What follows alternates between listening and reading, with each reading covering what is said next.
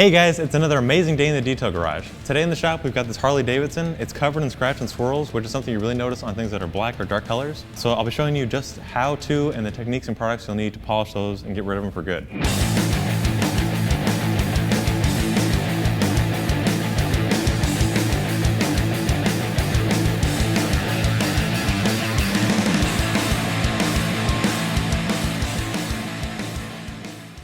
To start off, you want to wash off your vehicle just to get off that loose contaminant or things that have landed on the paint. Then, in a case like this one where it's something that's been ridden, it's been outside, we want to clay bar the vehicle just to get off all the things that have embedded themselves in the paint. Then it'll be ready for the polish. So to get started, I'll be using a wash and wax. It was designed specific for motorcycles. All you do is you spray on, and then using a clean microfiber towel, I'll just wipe off in one direction, taking off any kind of light, dust, debris, fingerprints, or anything else that's been sitting on the paint here. The next step is going to be the clay bar, which is taking off the contaminants that found a way to embed themselves in the paint. Since this bike is fairly well maintained, it doesn't feel like it needs a whole lot of clay barring, so it's just a light contamination. I'll use a light clay bar and then the clay luber just to pull off anything that's found its way into the paint there. So to start off, I'm going to take a piece of the clay bar here. I'll knead this up into a little patty because you're only going to be using about 2 or 3 fingers when you're actually clay barring. And what this is just a very sticky substance, and as you run it across the paint, it'll pull things out of the pores of the paint, kind of like when you do with your skin. It's exfoliating the paint. So before you put it on the paint, you actually want to lubricate it using a clay luber. You can spray it directly onto the surface. I spray it on my hands because this is very sticky. You want to be pretty generous with it, so you'll spray it on the surface and then just go to clay barring. You just want to go back and forth in straight lines, no circles, giving it light pressure, and then as you start off, it'll kind of drag, but as you go over it and you add more lubrication, it's pulling off the contamination out of the paint, and then it's going to start just gliding across. So now the surface is feeling really slick and smooth. I'm going to want to put my clay bar away. You want to put it back in its container or some kind of airtight seal, just so that it'll be ready for next time and won't be all dried out and it won't be any good anymore. So after you do that, you just want to wipe off the surface. This will take care of all the excess clay luber or any of that contamination you just pulled off. Just buff that out.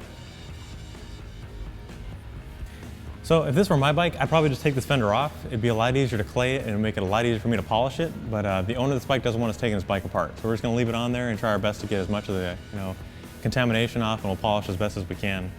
Some of you guys at home are probably thinking the same thing. You can take the fender off, put it on the bench, clay it, and then polish it, make it a lot easier on yourself. But you're gonna come across customers who don't want you taking their bike apart. So you just gotta do what they're comfortable with, and that's about it. So now that the surface has been prepped, it's been washed, it's been clayed, it's time to move on to the polishing.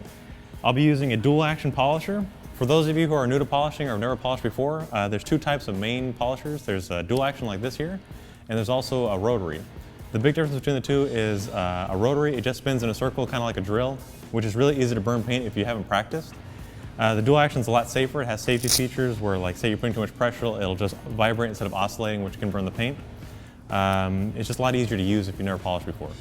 So I'll be using a small backing plate. This is key because I'm working on a motorcycle. Those of you who polish cars know that a bigger backing plate is kind of necessary, but since I'm only working on a little bit of surface area here, I'll be just using a small backing plate.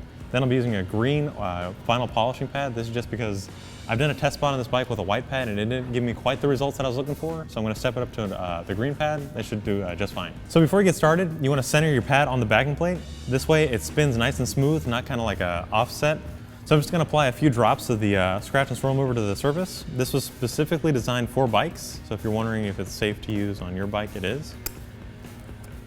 So before we get started, I'll go ahead and prep the surface with a pad conditioner, just a few sprays on it. What this does is it's actually helping reduce friction on your pad so that you're not putting a dry pad right on the surface. Now, before I get started actually polishing it, I'm going to go ahead and put a tape line here, just so you guys back home can see the difference between a polished side and then the non-polished side. You don't have to do this at home, but this is just so on camera you guys can see the difference between a polished side and a non-polished side. So next, get your polisher out, spread your compound out over the area you'll be working on. And then to spread it out evenly, you want to put it on speed setting 1, turn it on, and then just go back and forth over the surface you'll be working on. And then when you're actually going to start polishing, bump it up all the way to speed setting 6.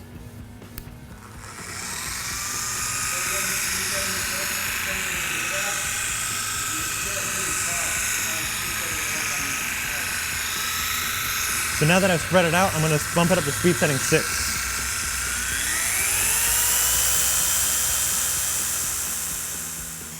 So the proper technique for polishing is you want to go up, down, side to side, and you want to overlap your last pass by at least 50%. And then keep that technique until your polish has completely gone clear.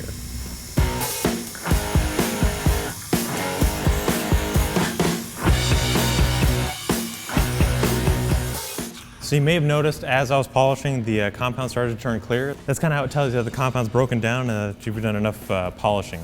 And obviously when you're done polishing, you want to buff off the excess compound. So I've just finished polishing this fender, or at least the area that I was talking about. I'm going to take the tape off just so you can see the difference.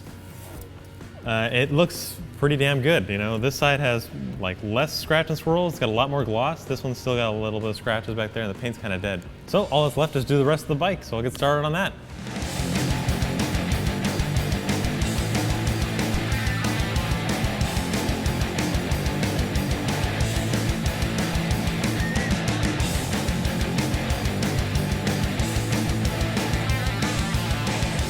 So the bike's just been polished and it looks amazing. The black's been really brought back, those scratch and swirls have been taken care of, all from an all-in-one polish. So if you want to learn more about these products, check it out on chemicalguys.com. If you like this video, be sure to give it a thumbs up. Also, don't forget to subscribe. Thanks for watching. Now we're gonna head off into the sunset. Yay!